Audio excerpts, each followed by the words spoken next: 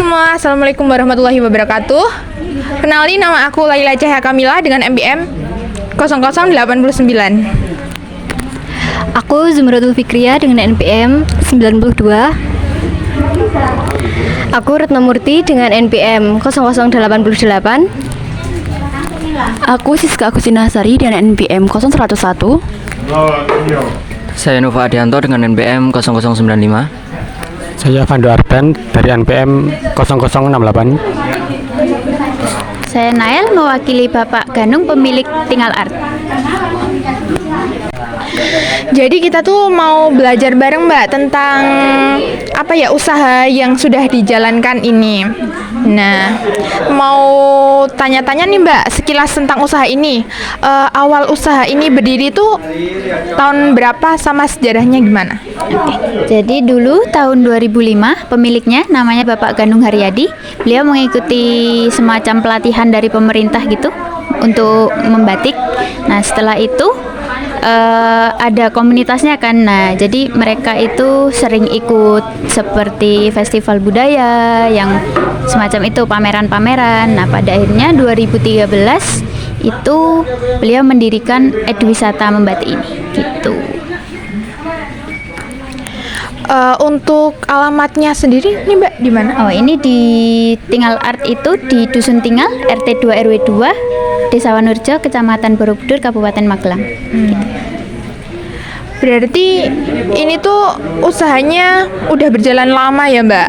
Iya, termasuk lama. Dari 2013 sampai 2025, lumayan lah ya. Udah ada karyawan banyak juga berarti nih Mbak? Atau 6 udah? karyawannya 6 Oh, aja. udah 6 Iya. karyawan. Untuk hari libur sendiri Mbak atau masih buka atau tutup?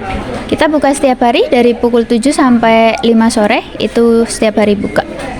Nggak ada libur. Kalau pendapatan atau omsetnya sehari itu kira-kira berapa Mbak?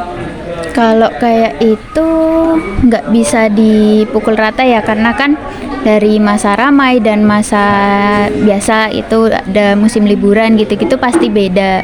Tapi kalau dari penjualan batiknya itu nanti per pieces kita pernah ada di 500 lebih itu dalam waktu 1 hari. Oh, banyak juga ya Mbak. Lumayan. Rame. Mbak kan jenis batik ini kan banyak kan Mbak, terus motifnya juga banyak. Apa salah satu atau di antara motif-motif itu memiliki makna tersendiri? Pasti. Kalau batik itu semua motif itu ada maknanya. Tapi yang saya bisa jelaskan ya mungkin yang khas ini ya. Contohnya seperti ini. Ini motif mandala Sidomukti itu Borobudur kalau dilihat dari atas. Jadi ini Borobudurnya. Nah, ini. Terus yang ini itu namanya Sidomukti. Itu lambangnya kemakmuran, kesuburan yang gitu-gitu. Oh, jadi ciri khas dari batik yang punya usaha ini tuh ini ya Mbak? Ya, mandala Sidomukti ada motif Borobudur lagi, terus sama satu lagi Sekar Sumping gitu. Itu maknanya beda-beda. Kalau untuk pesaingnya kan Mbak, yang di Borobudur ini udah banyak kan Mbak batiknya. Cara batik ini untuk menghadapi pesaing-pesaing lain itu gimana ya Mbak? Bisa. Dari segi pelayanan aja sih mungkin. Jadi kita tetap mengoptimalkan pelayanannya, kita tetap mengedepankan kualitas gitu. Dari situ terus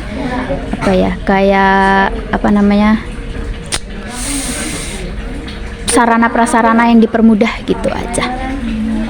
Kalau untuk ciri khas dari batik ini selain punya batik yang lain itu apa ya Mbak? Itu tadi yang mandala Sidomukti, yang motif candi dan motif Sekar Sumping itu asli buatan sini. Jadi meskipun sama-sama di Borobudur, nanti yang tempat lain itu nanti pasti beda-beda lagi gitu. Untuk menjaga kelestarian tradisi batik di era modern ini bagaimana ya Mbak? Tetap mengedepankan nilai-nilai sejarah, nilai-nilai budaya dalam batik kita. Contohnya kayak kita memasukkan unsur budaya itu sendiri dalam batik. Karena sekarang kan banyak juga yang batik kontemporer.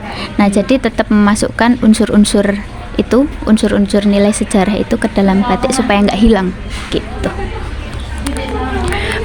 Kalau boleh tahu siapa target pasar utama dari produk batik ini Mbak? Wisatawan ya jelas. baik lokal maupun mancanegara. Ya biasanya kalau yang jauh-jauh dari mungkin Kalimantan, mungkin dari Sulawesi gitu, yang belum terlalu dekat sama Borobudur, belum terlalu dekat sama batik-batik Jawa kayak gitu. Kalau biasanya kalau dari mancanegara itu dari negara mana ya Mbak? Macam-macam banyak, tapi kebanyakan dari Eropa dan Amerika atau China, Jepang. Ya, itu sih yang paling banyak.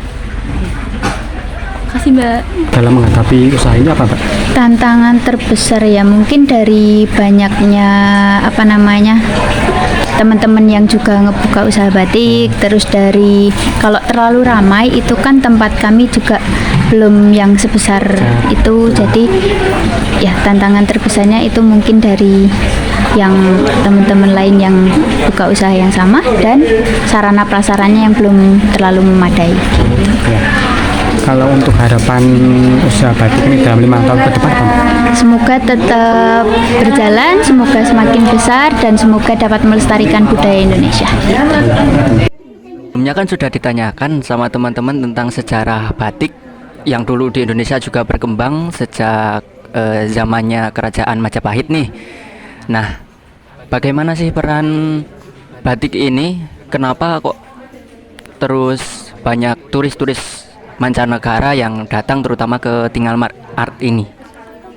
Kalau dari mancanegara ya biasanya mereka lihat dari konten-konten kami yang ada di TikTok atau di Instagram, itu kok unik gitu kata mereka, kok ini kan budaya ya tapi bisa sampai mendunia, sampai dibuat konten sampai orang-orang itu tahu oh ini budaya nih, kita harus belajar kayak gitu. Biasanya orang-orang yang kesini itu seperti itu, mereka tanya-tanya tentang yang khas ini apa, yang berhubungan dengan Borobudur gitu-gitu, karena kan kami emang di sekitar Borobudur ya, jadi tetap nggak jauh-jauh dari Borobudur juga, karena mereka menemukan ini sebuah hal yang unik dan perlu untuk belajar gitu, istilahnya perlu untuk diketahui kayak gitu biasanya.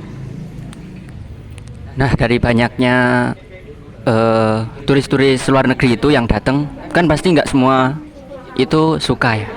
Mungkin jika ada menerima kritik dan saran yang masuk ke sini, penanganannya dari internal sendiri bagaimana?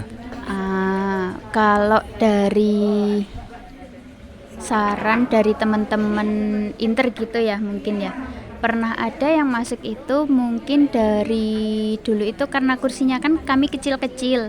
Nah mereka kan sedangkan mereka itu tinggi-tinggi. Nah jadi susah untuk menempatkan diri di seperti ini. Jadi kami memberikan kursi yang agak tinggi, nanti biasanya khusus dipakai untuk yang orang-orang tinggi. Baru itu sih yang masuk, belum ada yang lainnya gitu. Mau nanya nih Mbak, kalau untuk hasil dari batik ini dari Tinggal Art sendiri apakah diekspor sampai ke luar negeri juga atau juga masih di dalam negeri gitu? Kalau untuk hasil batiknya itu khusus dijual di sini aja, di galeri sini. Tapi kalau mungkin kalau sampai ke luar negeri itu dari turis-turis yang datang ke sini kemudian membeli dan dibawa pulang ke sana gitu aja. Kalau untuk ekspor impor belum ada. Nah, kalau misalnya kan ini ada dari orang luar kan Mbak, terus kalau cara berkomunikasinya itu gimana Mbak dari karyawannya sendiri?